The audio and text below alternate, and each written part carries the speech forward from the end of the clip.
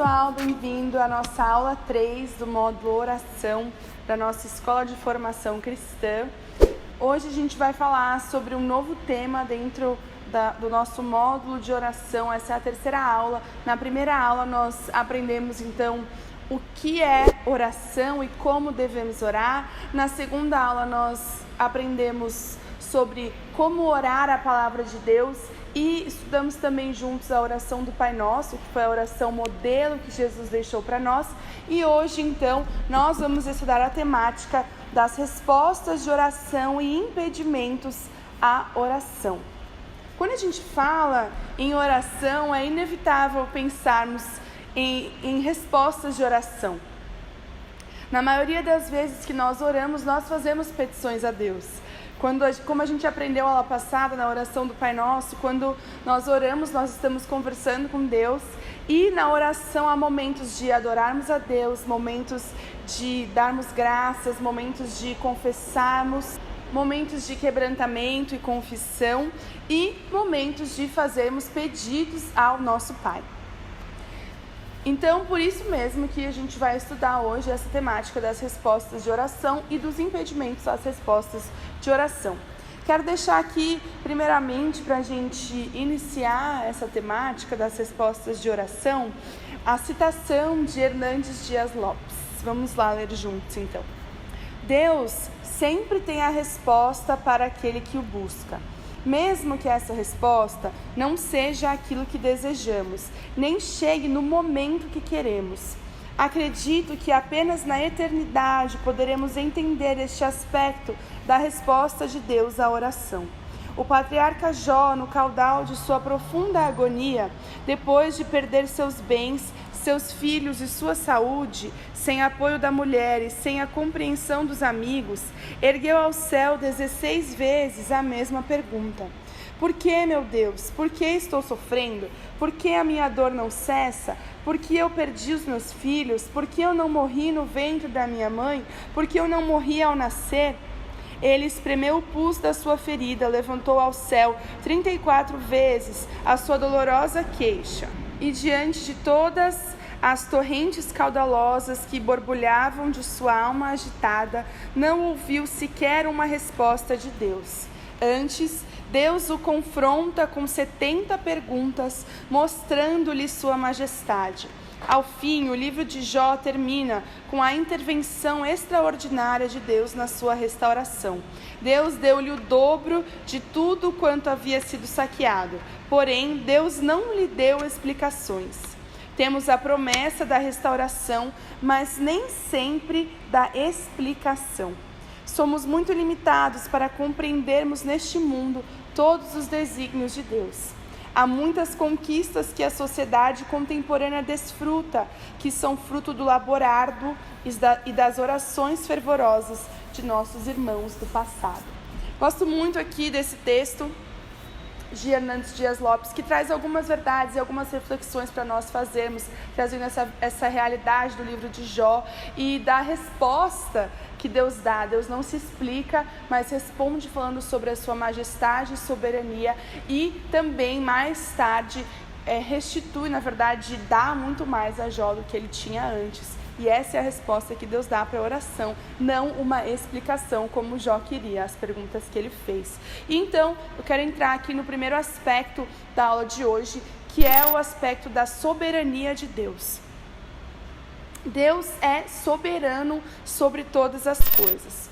Ou nós cremos em um Deus que é onipotente, que tem todo o poder, que está acima de tudo, que é soberano sobre tudo, sobre toda a terra, ou nós cremos em um Deus que é limitado. E nós cremos no Deus que é onipotente, e por isso nós precisamos entender que Ele é soberano sobre todas as coisas.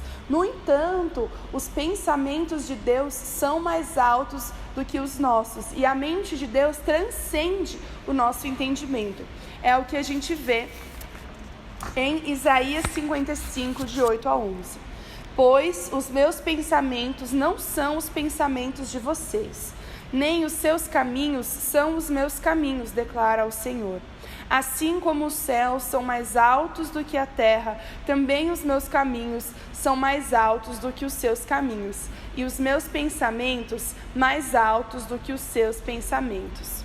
Assim como a chuva e a neve descem dos céus e não voltam para ela, sem regarem a terra e fazerem-na brotar e florescer, para ela produzir semente para o semeador e pão para o que come, assim também ocorre com a palavra que sai da minha boca. Ela não voltará para mim vazia, mas fará o que desejo e atingirá o propósito para o qual a enviei. Nós vemos então aqui, nesse texto que lemos de Isaías, que a mente de Deus transcende a nossa compreensão, que Ele é soberano e que os pensamentos de Deus estão acima dos nossos pensamentos, e muitas coisas nós não entendemos no que diz respeito a Deus, e é aí que entra a nossa fé. Porque nós cremos que Deus é soberano, porque nós entendemos que os pensamentos dele são muito mais altos que os nossos, porque nós entendemos que os caminhos de Deus não são os nossos caminhos, o nosso conhecimento limitado se limita ao aqui e agora, e Deus vê a totalidade. Eu gosto muito dessa imagem que C.S. Lewis pinta para nós, de que Deus enxerga o tempo, né? Deus enxerga, na verdade, a história como um quadro. Ele vê desde o começo até o final, como um quadro, uma foto, sim, um quadro de toda a história. E nós vemos como pequenas fotinhos, né? Nós só conseguimos ver o aqui e agora e o que já foi lá atrás, do pouco que nós conhecemos da história. Enquanto que Deus vê tudo como num quadro, tudo está acontecendo como se fosse ao mesmo momento. Deus está acima do nosso tempo e acima então da nossa compreensão. Por isso que às vezes é tão difícil nós entendermos a vontade de Deus, nós entendemos aquilo que Deus faz, porque de fato os pensamentos de Deus são mais elevados que os nossos, e Deus é soberano. Então é uma questão de fé. Nós precisamos ter fé em Deus e fé que Ele pode operar e de que Ele está acima de todas as coisas. É uma questão de fé. Em Mateus 21, do versículo 21 ao 22, Jesus nos ensinou que precisamos ter fé. Jesus respondeu: eu lhes asseguro que, se vocês tiverem fé e não duvidarem, poderão fazer não somente o que foi feito à figueira, mas também dizer a este monte: levante-se e atire-se no mar, e assim será feito. E tudo o que pedirem em oração, se crerem, vocês receberão. Agora, a soberania de Deus não exclui a importância da nossa oração e não exclui também a responsabilidade das nossas orações. E a gente vai então estudar aqui como que a soberania de Deus e as nossas orações, elas se misturam, e como a gente então entende um pouco melhor da forma como nós devemos orar e do porquê precisamos orar, e de como a nossa oração está aí em parceria e agindo junto com a soberania de Deus. A verdade é que Deus escolheu agir por meio da oração do seu povo. A gente pensa: mas né, Deus é soberano, Deus então é soberano sobre todas as coisas, por que nós precisamos orar? Bom, nós precisamos orar porque Deus escolheu agir por meio da oração do seu povo. A soberania de Deus, ela não anula a responsabilidade humana. Só Deus pode dar o Espírito Santo, certo? Mas quando a gente lê lá em Atos, em Pentecostes, Deus derramou o seu Espírito por meio da oração da igreja. Só Deus pode trazer o avivamento, mas nós precisamos orar para que ele venha. Só Deus pode abrir o coração de um pecador para se arrepender, mas nós devemos orar e pregar para que isso aconteça. Jesus vai voltar para buscar a sua igreja, então nós precisamos orar para que isso aconteça e para que o reino venha. Através da oração é que Deus age, é o jeito que Deus escolheu agir. E é difícil para nós entendermos, né, que através da oração Deus executa e cumpre os propósitos de Deus. E nós não temos todas as respostas de exatamente como isso é possível ou exatamente como isso acontece.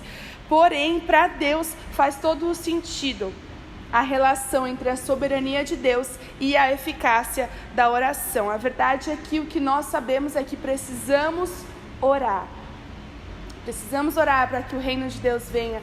Precisamos orar para que o reino seja estabelecido aqui na terra. Precisamos orar para que a volta do Senhor Jesus aconteça. Precisamos orar para que o Espírito Santo seja derramado sobre a igreja. Precisamos orar pela nossa vida para que venhamos a crescer em maturidade e conhecimento do Senhor. Precisamos orar para que venhamos a conhecer mais de Deus, que tenhamos a nossa fé aumentada. Precisamos orar clamando por sabedoria. Precisamos orar. E a gente então agora vai fazer uma atividade que nos mostra um exemplo de como algo que Deus falou que aconteceria foi transformado através de uma ação e da oração de pessoas. Vamos ler Jonas 3, do versículo 1 até o versículo 10. É o capítulo todo de Jonas 3, que é bem curtinho. Vamos ler juntos então.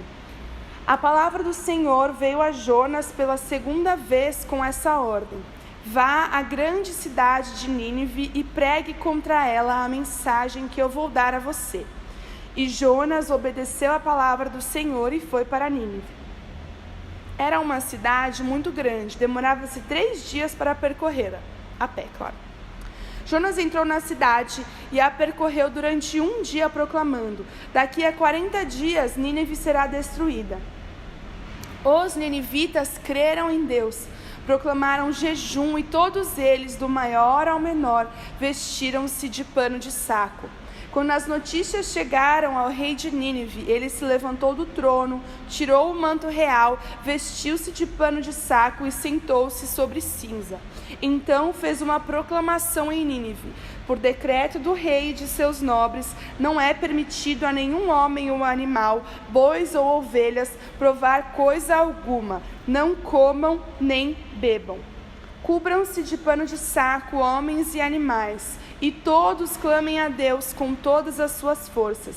Deixem os maus caminhos e a violência. Talvez Deus se arrependa e abandone a sua ira, e não sejamos destruídos. Deus viu o que eles fizeram e como abandonaram os seus maus caminhos. Então, Deus se arrependeu e não os destruiu como tinha ameaçado. Então aqui, Jonas pregou naquela cidade: dentro de 40 dias Nínive será destruída, dentro de 40 dias vai acontecer a destruição, Deus vai enviar uma destruição a essa cidade, mas Nínive se arrependeu e o povo se humilhou.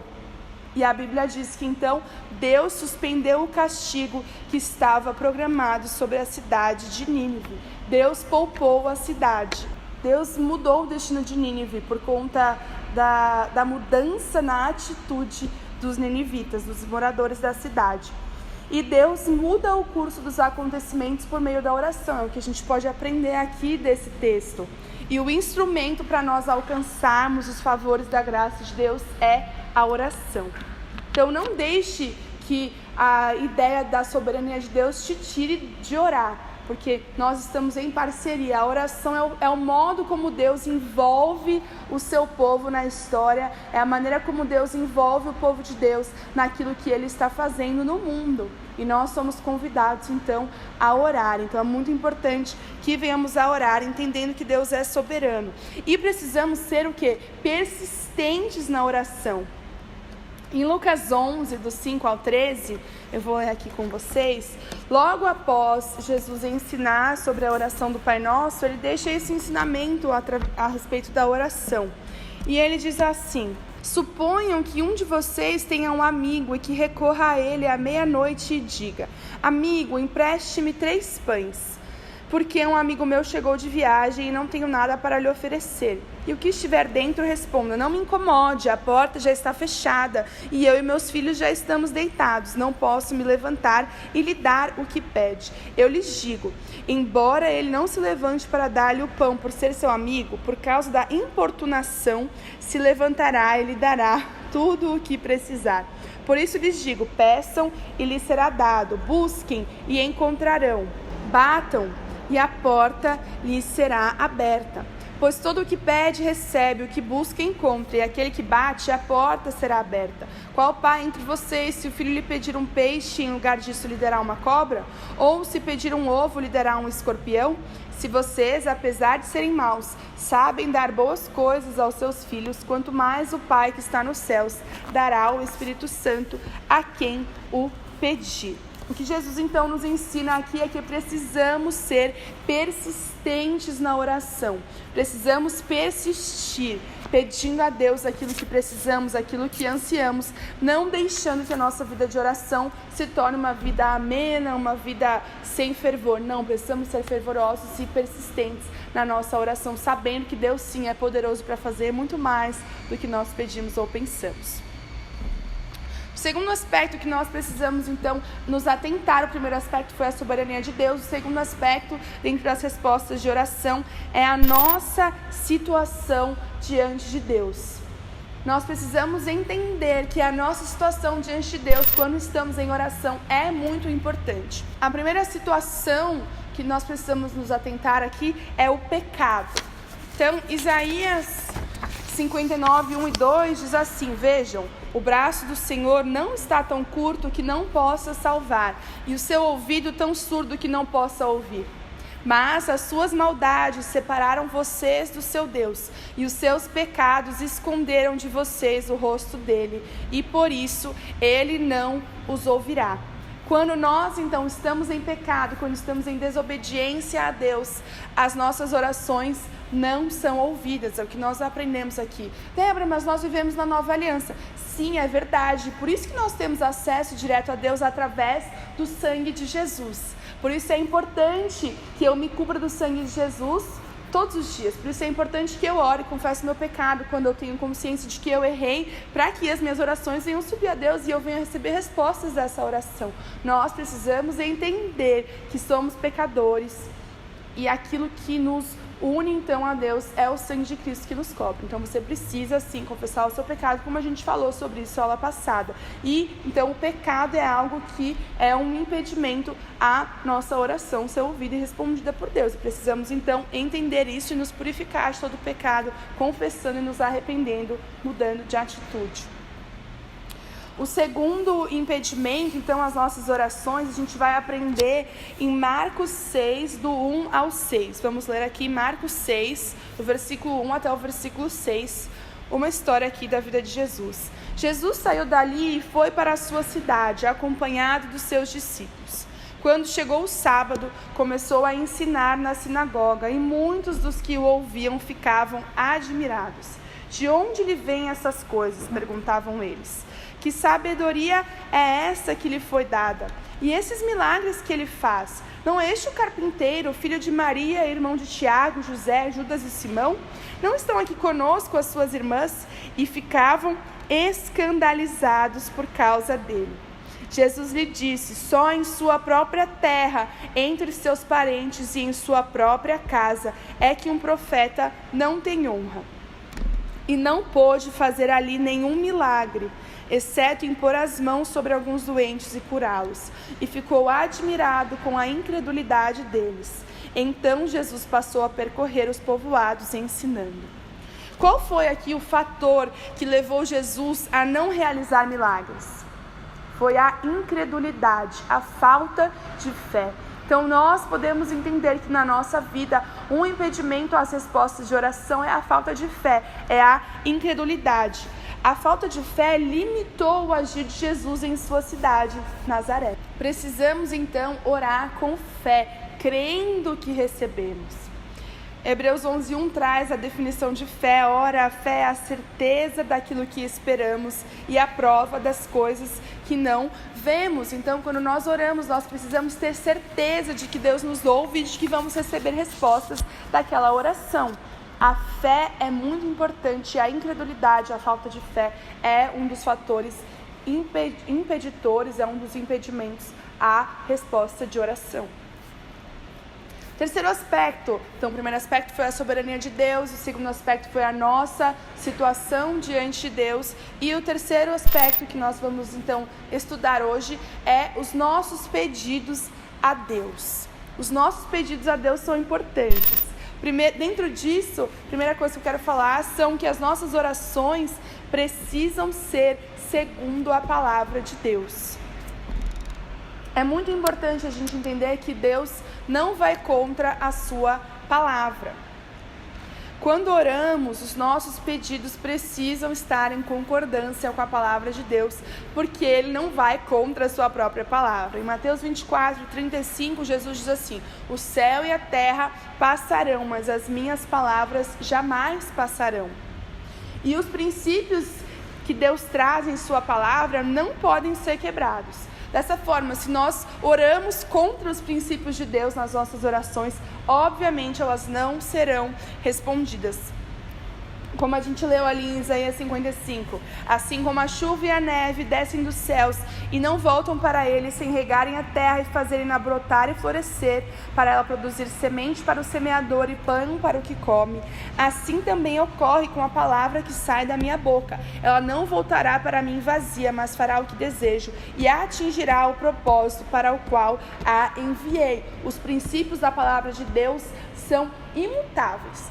E as verdades que Deus traz em sua palavra, ou seja, os princípios, não vão ser mudados pelas nossas orações. As nossas orações, então, só são respondidas se elas estão em concordância com a palavra de Deus, se elas estão de acordo com a palavra de Deus. Não adianta eu orar algo que vai contra a palavra de Deus. Eu orar para alguém morrer, eu orar para alguém ser amaldiçoado, eu orar, enfim, orações que vão contra a palavra de Deus não vão acontecer, porque estão contra as verdades de Deus, os princípios de Deus para nós. Dentro ainda dos nossos pedidos a Deus, o segundo aspecto que é importante a gente entender é a qualidade dos nossos pedidos. A palavra de Deus diz em Tiago 4:2 e 3 que nós nada temos porque não pedimos ou porque pedimos mal. Vamos ler juntos então. Vocês cobiçam coisas e não as têm, matam e invejam, mas não conseguem obter o que desejam. Vocês vivem a lutar e a fazer guerras. Não têm porque não pedem. Quando pedem, não recebem, pois pedem por motivos errados, para gastar em seus prazeres. Aqui nós vemos então que a qualidade dos nossos pedidos, os motivos pelos quais nós pedimos coisas a Deus são importantes. Nós não recebemos muitas vezes porque pedimos errado e por motivos errados. Agora, como a gente pode então conciliar esse ensino de Tiago, de que nós pedimos e não recebemos porque pedimos por motivos errados, e o ensino de Mateus 21:22, que a gente leu acima, né, de que se nós pedimos com fé, crendo, receberíamos, ou então que se nós clamarmos para esse monte se mover de lá, ele se moveria. Como que a gente concilia esse ensinamento de Jesus com o ensinamento de Tiago? Por isso que é tão importante a gente ler a Bíblia como um todo. Quando a gente está formando a nossa teologia, o nosso entendimento sobre um tema, a gente precisa ver o que a Bíblia toda fala como um todo sobre o tema e entender que um versículo sozinho não cria teologia, um versículo sozinho não cria um entendimento sobre uma matéria. Eu não posso basear a minha teologia, eu não posso basear o meu entendimento sobre as coisas de Deus em apenas um versículo. Eu preciso entender o que a Bíblia como um todo fala a respeito da temática. E é por isso que a gente lê tantos versículos e estuda tantas facetas da Bíblia nessa nossa aula e quando a gente está estudando a Bíblia como um todo.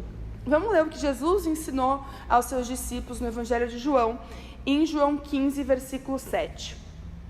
Se vocês permanecerem em mim e as minhas palavras permanecerem em vocês, pedirão o que quiserem e lhes será concedido. Jesus então aqui coloca uma condicional para que os discípulos pedissem o que quisessem e lhes fosse concedido. Qual era a condição? Então, a condição que Jesus coloca aqui é a permanência nele e a permanência das palavras de Jesus nos discípulos. Então, se nós trazermos para a nossa vida, se nós permanecermos em Jesus e as palavras dele permanecerem em nós, nós pediremos o que quisermos e será concedido. Por que será isso? Porque se isso acontecer, se nós permanecermos em Cristo e se as palavras de Jesus permanecerem em nós, se a palavra de Deus permanece no nosso coração, as nossas vontades serão moldadas pela vontade de Deus. As nossas vontades serão então moldadas de acordo com a vontade de Deus. Por isso que Jesus diz aqui, se vocês permanecerem e se as minhas palavras permanecerem em vocês, vocês pedirão e lhes será concedido. Se as nossas vontades estiverem de acordo com a vontade de Deus, moldadas pela vontade de Deus. E a gente vê um exemplo disso na vida de Paulo. O apóstolo Paulo é alguém que tinha as vontades dele moldadas pela vontade de Deus. Paulo, que falou aquela célebre frase, o morrer é lucro e o viver é Cristo. Era alguém que tinha as suas vontades moldadas pela palavra de Deus, que ele conhecia absurdamente e ele permanecia em Jesus. Ele conhecia Jesus intimamente, o apóstolo fora do tempo, né? Porque foi depois que Jesus morreu, ressuscitou e ressurgiu aos céus que ele se tornou um apóstolo, como a gente conhece aí a história de Paulo. E Paulo, então, ele orava. Algumas das cartas de Paulo, como a gente viu na semana passada, trazem orações de Paulo pelas igrejas. E uma delas a gente vai ler aqui, que está em Efésios 1, do 17 ao 19. Diz assim: peço que o Deus de nosso Senhor Jesus Cristo, o glorioso Pai, lhes dê espírito de sabedoria e de revelação, no pleno conhecimento dele.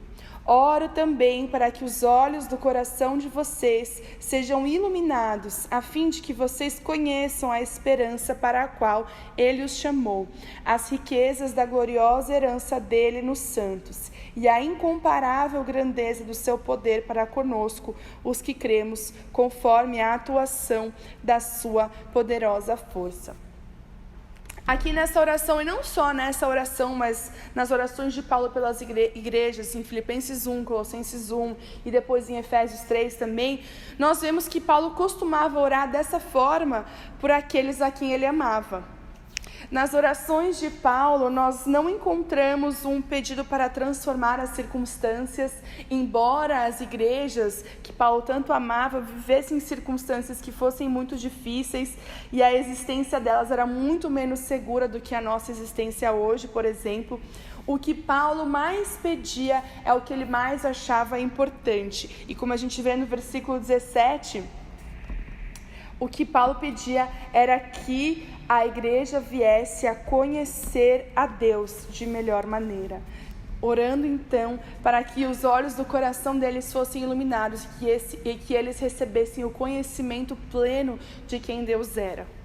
A gente vê aqui então que nas orações de Paulo é revelado o que ele pedia na maior parte das vezes pelos seus amigos, o que ele acreditava ser a coisa mais importante: conhecer melhor a Deus. Isso aqui não quer dizer que não devemos orar pelas coisas tangíveis das quais necessitamos. Paulo ensina nas suas cartas que nós devemos orar pelas circunstâncias, devemos orar pelas autoridades, e próprio Jesus ensina que devemos orar pelas nossas necessidades diárias. Mas essa análise aqui das orações de Paulo nos leva a ver que ele orava pelo que ele considerava o mais importante, que as orações dele, a vontade dele era tão moldada pela vontade de Deus e por quem Cristo era para ele, que isso era refletido nas suas orações. O que nós consideramos mais importante é refletido nas nossas orações. Precisamos então analisar as nossas orações, quais têm sido os principais motivos de oração na nossa vida, o que nós temos considerado mais importante de fato quando oramos. Será que os nossos pedidos têm sido moldados pela nossa permanência em Cristo e pela permanência da sua palavra em nós? É uma reflexão importante nós fazermos, porque Jesus nos ensinou que se nós permanecermos em Cristo, se as palavras dele permanecerem em nós, nós pediríamos tudo o que queríamos e nos seria concedido. Por quê? Porque então a nossa vontade seria moldada e estaria em concordância com a vontade de Deus a cada dia mais. Como a gente vê aqui no exemplo do apóstolo Paulo, a oração principal que ele fazia pelas pessoas que ele amava era que eles conhecessem mais a Deus, que os olhos do coração deles fossem abertos para Deus, para que eles conhecessem as maravilhosas riquezas de Cristo Jesus. Em 1 João 5, 14 a 15, o apóstolo João nos ensina: esta é a confiança que temos ao nos aproximarmos de Deus. Se pedirmos alguma coisa de acordo com a sua vontade, Ele nos ouve. E se sabemos que Ele nos ouve em tudo o que pedimos, sabemos que temos o que dele pedimos. Então, a qualidade dos nossos pedidos a Deus são importantes. A qualidade é importante. Se pedimos de acordo com a vontade de Deus, Ele nos ouve e nós teremos o que pedimos. O quarto aspecto do qual eu quero falar hoje é sobre o tempo de Deus. Então, quando nós falamos sobre respostas de oração, nós precisamos entender que o tempo de Deus não é como o nosso tempo. Em 2 Pedro 3:8 diz assim: não se esqueçam disto, amados. Para o Senhor, um dia é como 1000 anos, e 1000 anos como um dia. O tempo de Deus não é como o nosso tempo, como eu falei anteriormente, na visão que Deus tem da história. Então, como nós lemos na citação de Hernandes Dias Lopes, no comecinho dessa aula, hoje nós vivemos frutos de orações que foram feitas muito antes de nós. O tempo de Deus está acima do nosso tempo, não é como nós entendemos. E as respostas de oração talvez demoram mais do que nós gostaríamos, não vêm no tempo que nós queremos. Por quê? Porque o tempo de Deus é diferente do nosso. Ele é soberano, está acima de todas as coisas e sabe mais que nós. E dentro disso, cabe uma reflexão importante para nós, né? O que nós estamos deixando como legado de oração para as gerações posteriores? Qual é o nosso legado de oração? Que orações nós temos feito e que talvez não temos visto serem respondidas, mas que serão respondidas nas gerações vindouras? As respostas de orações que nós fazemos hoje pela nossa nação, pela igreja, pela evangelização dos povos, pelo avanço do reino de Deus, virão em um tempo em que talvez nós não estejamos mais aqui, mas elas virão. E cabe a nós, é nossa responsabilidade orar para que isso aconteça. Então, a gente viu aqui alguns aspectos dentro das respostas de oração. E o quinto aspecto que eu quero trazer aqui para nós nessa aula é que o reino de Deus está aqui, mas ainda não está na sua plenitude. Quando a gente fala em oração e respostas de oração, muitas vezes a gente começa a pensar por que pedidos que nós fazemos e que estão de acordo com a palavra de Deus não se tornam realidade. Além de nós termos em mente que Deus tem um plano que vai além do nosso entendimento, um plano que é maior do que os nossos pensamentos podem chegar, precisamos entender que neste mundo nós teremos aflições. É o que Jesus disse em João 16:33. Eu lhes disse essas coisas para que em mim vocês tenham paz. Neste mundo vocês terão aflições, contudo, tenham ânimo. Eu venci o mundo. Então, nós precisamos entender que neste mundo nós teremos aflições. Então, Deus tem um plano, precisamos entender isso quando falamos de respostas de oração, que muitas vezes não vêm as respostas porque elas não estão no plano de Deus para nós nesse momento. E Deus tem um tempo que está acima do nosso tempo. Então, o tempo de Deus é diferente do nosso, a resposta vem muitas vezes não no momento em que nós queríamos que ela viesse. E o reino de Deus não está estabelecido aqui na terra na sua plenitude. Jesus veio como Messias, certo? A primeira vinda de Jesus. E nós aguardamos a segunda vinda em que Jesus virá como rei. E nós estamos então nesse entretempo entre a primeira vinda de Jesus e a segunda vinda de Jesus. Então, quando Jesus veio, ele diz, né, o reino de Deus está aqui. Ele veio trazer o reino de Deus, mas não na sua plenitude, porque ele veio como Messias, como Salvador. Quando Jesus vier como rei na segunda vinda, que o reino de Deus será estabelecido em sua plenitude aqui na terra e Jesus reinará. Então, quando Jesus vier como rei, nós teremos a manifestação do reino de Deus na sua plenitude.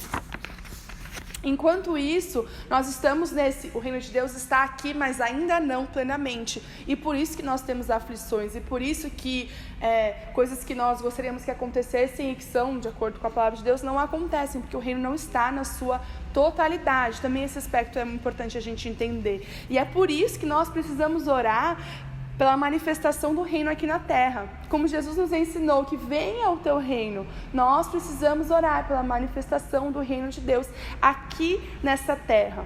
Precisamos ansiar pela vinda de Jesus e pelo reino de Deus ser estabelecido na sua plenitude para nós. E precisamos ansiar e orar por isso, que esse seja o motivo de oração, que nós venhamos a orar com isso também. Agora, esse aspecto do reino de Deus não tira a importância de entendermos que Deus é soberano, que muitas vezes as respostas de Deus não vêm porque não é o tempo, ou porque não é da vontade de Deus, porque Deus é soberano sim sobre toda a terra, mas a vida plena no reino de Deus nós só vamos ter quando o reino de Deus, de Jesus, for estabelecido aqui na terra.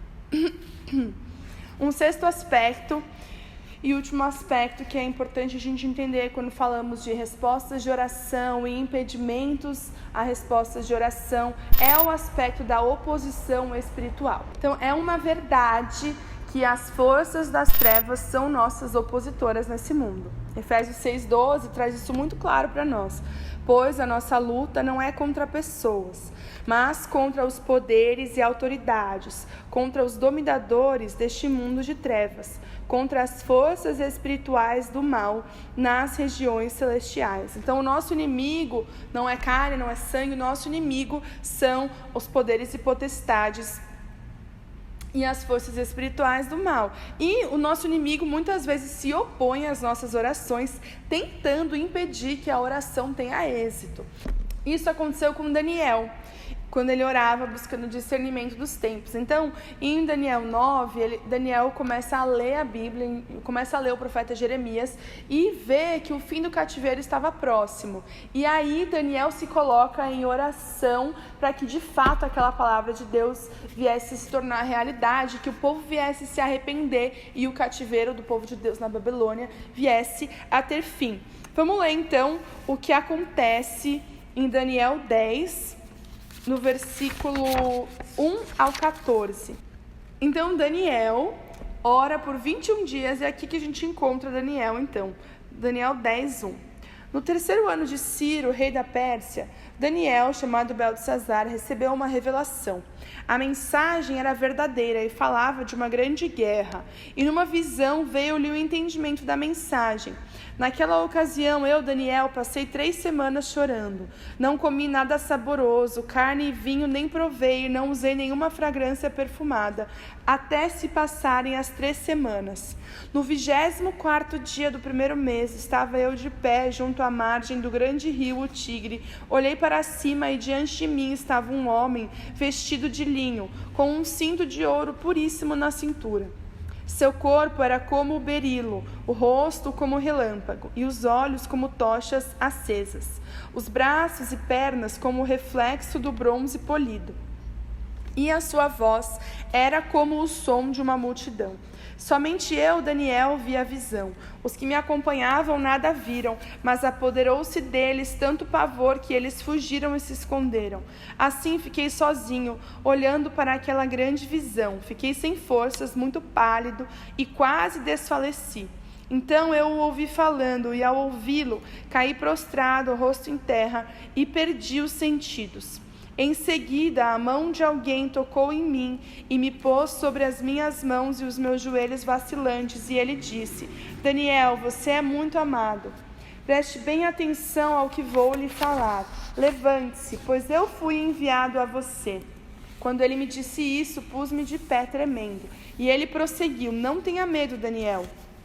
Desde o primeiro dia em que você decidiu buscar entendimento e humilhar-se diante do seu Deus, suas palavras foram ouvidas, e eu vim em resposta a elas. Mas o príncipe do reino da Pérsia me resistiu 21 dias. Então Miguel, um dos príncipes supremos, veio em minha ajuda, pois eu fui impedido de prosseguir ali com os reis da Pérsia. Agora vim explicar-lhe o que acontecerá ao seu povo no futuro, pois a visão se refere a uma época futura. Então aqui nós vemos Daniel orando por 21 dias, clamando a Deus, se humilhando diante de Deus. E o anjo diz que ele veio desde o primeiro dia, quando palavras de Daniel foram ouvidas, mas ele levou 21 dias para conseguir chegar até Daniel. Por quê? Porque houve uma resistência no mundo espiritual, e essa resistência é uma realidade nos dias de hoje também. Então, um impedimento à resposta de oração pode ser um entendimento de ordem espiritual, pode ser uma retaliação do inimigo, pode ser uma força contrária das trevas para que a resposta de oração não chegue. Então nós precisamos discernir o momento, aquilo que está acontecendo, e nos posicionar quando em oração, revestidos da armadura de Deus e orando contra as investidas do inimigo, orando contra as trevas também. Precisamos entender que assim como nós olhamos para Deus, assim como nós olhamos para nós mesmos e para os nossos pedidos de oração e para a nossa situação diante de Deus, nós precisamos entender que o nosso inimigo muitas vezes também se levanta para impedir que as respostas de oração cheguem até nós, como aconteceu com Daniel. E Daniel era um homem temente a Deus, Daniel era um homem de oração desde a sua juventude, né? Nós conhecemos a história de Daniel na cova dos leões, nós conhecemos a história, diversas histórias de Daniel, que era um homem de oração, que era um homem diferenciado e que então viveu a sua vida aqui já no final da sua vida, quando nós lemos essa passagem, ainda orando, ainda se colocando diante de Deus de maneira incrível. Então, Daniel, o problema não era Daniel aqui, o problema foi que o inimigo se levantou, porque essa oração de Daniel e esse propósito de Daniel se tratava do final do exílio do povo de Deus e tinha tudo a ver com a vinda do Messias logo adiante, tinha tudo a ver com Jesus. E claro que o inimigo ia se levantar para que isso não acontecesse. Então, nós precisamos entender que muitas vezes também a causa de nós não recebermos respostas de oração é um impedimento de ordem espiritual. Precisamos estar prontos para lutar contra as potestades do inimigo, sabendo que a nossa luta não é contra carne ou sangue, como nós lemos, mas sim contra as potestades das trevas. Então nós precisamos nos posicionar como povo de Deus, lutando contra elas, clamando a Deus e não esmorecendo na oração.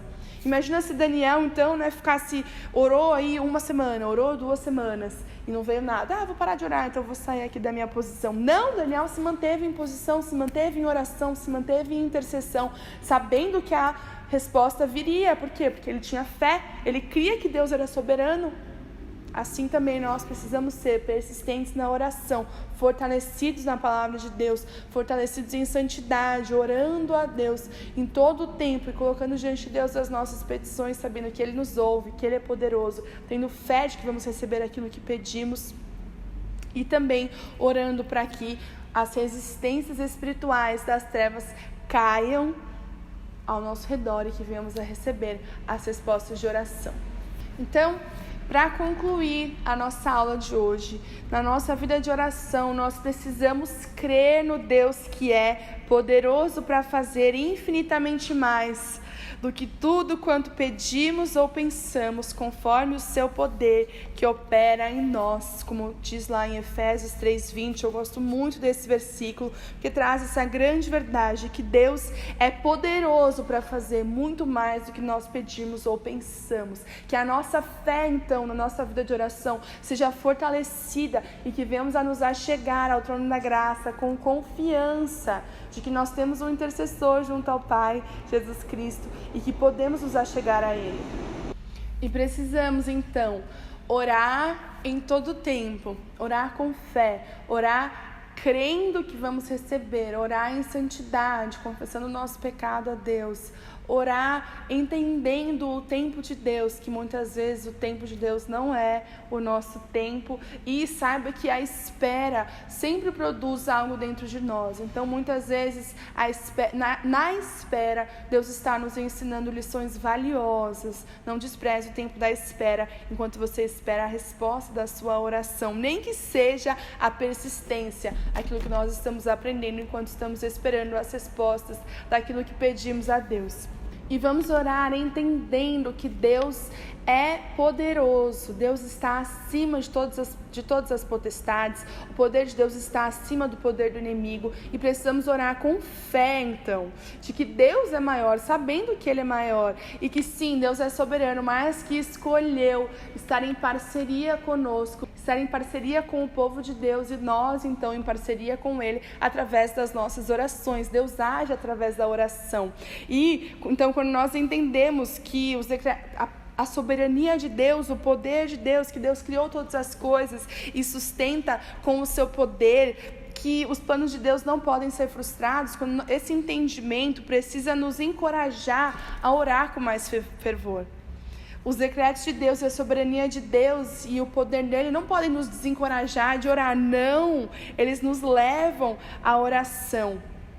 Quando entendemos, que queremos conhecer mais da grandeza do nosso Deus, da perfeição do plano de Deus, e queremos estar então em parceria com Deus nas nossas orações, para que vejamos o agir dele aqui na terra, que vejamos o reino de Deus se manifestando aqui na nossa cidade, que vejamos o reino de Deus se manifestando na nossa nação, que vejamos o reino de Deus se manifestando sobre toda a terra, que vejamos o evangelho alcançando as nações, que vejamos a nossa família sendo transformada, que vejamos a nossa vida sendo transformada, sabendo que Deus é o detentor do tempo, e o tempo de Deus é diferente do nosso, sim, mas nós ainda assim somos chamados a estarmos em parceria com Deus, com orações, com súplicas, com petições diante de Deus, nos unindo a Deus na realização do projeto que Ele tem para a nossa vida, que Ele tem para a nossa igreja, que Ele tem para a sua família, que Ele tem para toda a terra, e que Ele tem para a igreja, para a igreja universal, para a igreja de todo o mundo. Nós precisamos nos unir ao plano de Deus para nós. Então, a soberania de Deus não anula a nossa responsabilidade, ela inclui a nossa responsabilidade na oração. Então, que você seja encorajado a orar, a aumentar a sua vida de oração, assim adequar a sua vida de oração aos princípios da palavra de Deus, a adequar a sua vida de oração às verdades que nós aprendemos hoje, mas sim a orar para que a vontade de Deus venha a ser manifestada aqui na terra, na sua vida, sabendo que Deus ouve a sua oração. E que a oração não respondida, muitas vezes, é a resposta de Deus que nós precisamos nesse momento, porque Ele está trabalhando no nosso coração. Que você, então, seja encorajado a continuar orando. Se você tiver qualquer dúvida ou questão, você pode me perguntar, ou você pode mandar uma mensagem que nós vamos responder quando possível. E eu espero você na nossa próxima aula, semana que vem. Que Deus te abençoe, em nome de Jesus.